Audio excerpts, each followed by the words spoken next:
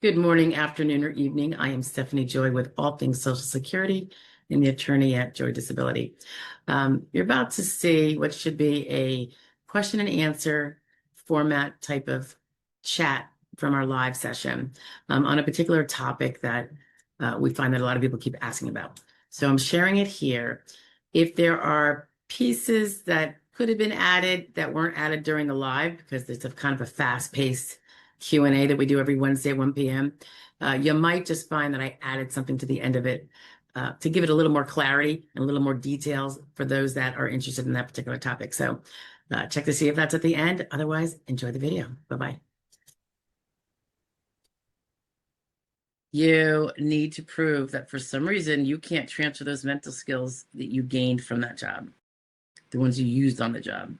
You have to prove that you can't take them to that less arduous job they're going to have to define you as under the RFC section, between step 3 and step 4. So we've talked about this before. A very unfortunately common way is because a lot of people have mental health challenges. It could stem from the fact that they're disabled and they're having such a difficult time navigating it, adjusting to it. The quality of life differences. It could be for an entirely other reason. It could be they're just having growing anxiety and insomnia. So if that's the case, you want to treat for that so you can hit that prong that you cannot, because if you're having anxiety, these mental health symptoms often make us unable to focus on those prior skills and be able to remember them enough. We haven't done them now in a year to transfer them to a new job. So, and then if we can get into the weeds a little bit more, because sometimes the knowledge you have to have for that job have to be very current, and that job is always changing. It could be tech, is an example. If a person can't learn the new things expeditiously and transfer that to, again, a new job that's more sedentary than perhaps what they had, that's another way. And all that depends on usually mental health treatment. And I don't mean just going once. I mean probably weekly therapy. And that's just to prove that you've got the anxiety that's distracting. This is not to prove that you're off the skids at all. We have those cases too. That's the ones that are very, very difficult because very few people are unable to work at any job due to mental limitations. Very few people. So don't ever rely on that. I know people who just, because they feel what they feel and experience what they experience, they think it's going to pan out under the law, and it's generally not going to do that. So, and they ignore the physical stuff that would be so easy to find because they're in their 50s or, something. And they don't do it because, gosh darn it, I mentally can't do any jobs. I mentally won't be showing up on time, whether it's depression or anxiety or I would, did you want one? I would be, ripping people a new, what, anytime they spoke to me or looked at me cross-eyed, whatever it is. And let's say their medical records show, you have difficulties getting along with people. They're just going to say you're going to have to do one of those jobs where you don't have to deal with the public or the coworkers. So bigger point is if you're, using the grids and you've got to prove you can't mentally do those other jobs, you also still have to, you got to remember, you have to prove that physically you couldn't do it either. And that you couldn't take those mental skills that you learned and transfer them to a sedentary job you could otherwise do, or a light job. So really, really, really important, guys, to follow up with the physical impairments you have that you might not even know you have. We get older and we just blow off our aches and our pains because it's I'm getting older. I'm in my 50s or 60s. And that is so hurtful to your case. And if you get denied, you're going to know why. If you've gotten a denial, now you know why.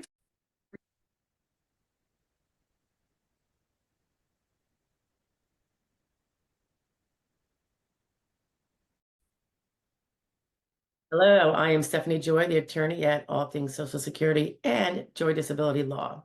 Your video is about to start. I just wanted to remind you that if you click the join button below, you can learn more about the memberships offered at a very affordable price that can give you a little more direct attorney answers to your questions. Have a great day and enjoy the video. Awesome comment by Comet. I just wanted to respond verbally because I did a little reply back, but this might be easier for more people to actually get their hands on. Okay, so he or she shared that other commenters, and by the way, this was in response to the video about age discrimination as a factor in employment and in Social Security disability. So this fine viewer said that he'd heard from commenters that age won't help with a mental disability case, and that the grid rules only apply to physical disabilities. Is this true? Not really. Okay, so as I responded, and let me see if I can open this up. When we are over 50, all right, that would be age, and we have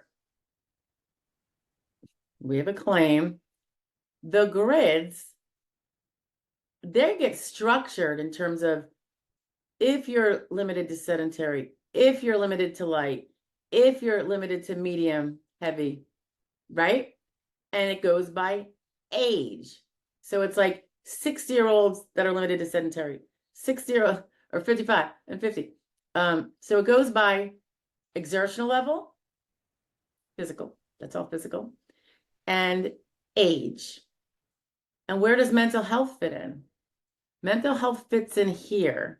And this is not unusual. I deal with this in almost every over 50 case I have, if the shoe fits.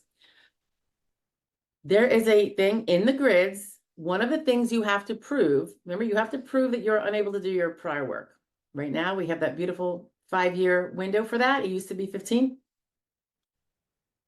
There's many reasons why one can't do the prior work. It could be because they mentally can't do it anymore, because they have mental impairments and the symptoms show that they can't do that to that satisfactory level required by that job.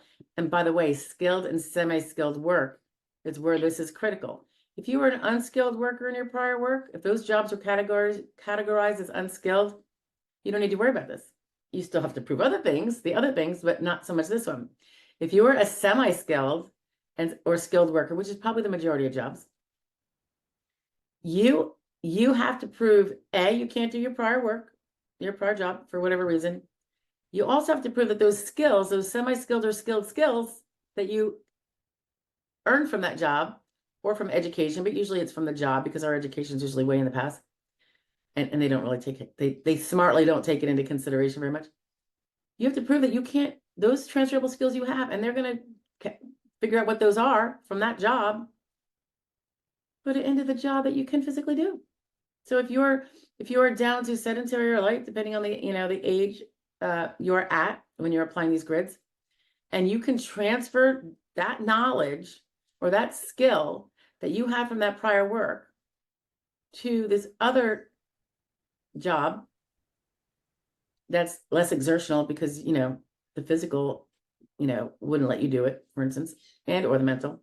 But if you can't transfer if there are transferable skills, which semi-skilled and skilled, there's probably going to be transferable skills, and you cannot transfer them, or they are not transferable, some by their nature, even though their skills are not transferable. If they are transferable, and you, for mental reasons, it could be low-level anxiety that just distracts you enough to eliminate, really being able to grip on that newer job, then you have to be able to prove that you can't transfer those skills. How you can prove that? The mental, right? So over 50, it's super, super important. I would almost say, okay, so when he said that age won't help with a mental disability case, that's true up until the age of 50, in which case it might be able to help you because it might make you meet a grid. Some people assume that a grid, I'm over 50, I'm in like Flynn, I'm gridding. So people, there's age 50 to 54 grid rules. There is a different one for age 55 to 60. There's a difference. Obviously, 50 to 54 is not as, I'm going to say the word lenient for lack of a better term. There's differences. So, if just meeting an age was the factor, there wouldn't be different rules, right? And yeah, I am talking about the SSA recognizing that age is a factor the verbiage he or she used was ability to learn. That is, I think that's an appropriate way to put it. It's ability to learn, its ability to adjust to other work, its ability to transfer those skills that we're talking about, the ones you already learned, right? So that's where it's really important. It is so not unusual for a person who suddenly has to change careers to have and not working right now in their old job. They're going broke. They're worrying about their mortgage. They're eating up their 401k if they were lucky enough to have one, or any other savings they had. The marriage is struggling if they were married. I mean, they're worried about the kids. Now they can't send their kids to college. I mean, you want to talk about how disorders can develop. And I'm not a mental health professional, but I see it all the time where, and believe me, we all know what it's like to have anxiety. There's healthy anxiety that is a normal response. And then it's when we let it overwhelm us. And of course, it doesn't help us in any way, right? And it is not unusual for someone who's been out of work for a year to be mind racing at night, insomnia now because they can't think straight. They're distracted during the day. They're irritable as all get out. They're having mood swings now. So don't be shocked to know that a perfectly mentally stellar person before they became disabled might start tweaking a little bit after. And it's when you get that proof that this whole thing about age being a factor when with mental health is definitely so. Okay. I also wanted to see if there was one more thing I wanted to mention. No. All right. So that's it. So I just wanted to put that into a little verbal. I'll attach the video that this is in response to, and you could see the very great question. I really appreciate it because it is something people need to know. I see a lot of people, wing this on their own, or they decide they are going to get someone on board and they're like, well, I'm going to grit out, right? I mean, I'm 57. I'm like, not so fast, Bucky. Not necessarily. It means you have a greater opportunity that you do not have before age 50. I mean, you guys hear me talk all the time about the woes of the younger crowd. It's heartbreaking. It's heartbreaking. Not because I don't understand why the law is the way it is. I do, and I'm not even saying I disagree with it. Perhaps it can be tweaked a little bit better, but it is heartbreaking when you know someone is disabled, and it's going to be very hard to prove. Usually it's because their evidence is lacking or they haven't been proactive. I will say that. Or they misunderstand what it means to not be able to work. They failed at a few jobs and only worked there for 8 months each, and they think that's a failure. That's not actually a failure. So it's the misunderstanding of what it means to not be able to perform a job. It's the misunderstanding that if I can't do these 3 jobs and those are the ones I'm used to, then I'm disabled. None of that's true. Okay, but that's all different stuff for a different day. But I wanted to get onto this grid thing. And age is a huge factor with the mental disability. The mental disability case that is going to be relying on the grid. So almost my answer is completely opposite of what these commentators said. So they can come at me if they want, perfectly fine. But I'm thinking maybe it's some people who are maybe they were just making generalities. Maybe they were talking to the under 50 crowd, or there's something that was amiss here because that is extremely not true. In fact, it's the exact opposite. That's why the grids are so important. They're so incredibly important. Okay. Tally ho, guys. I just had to get that out there. Bye now.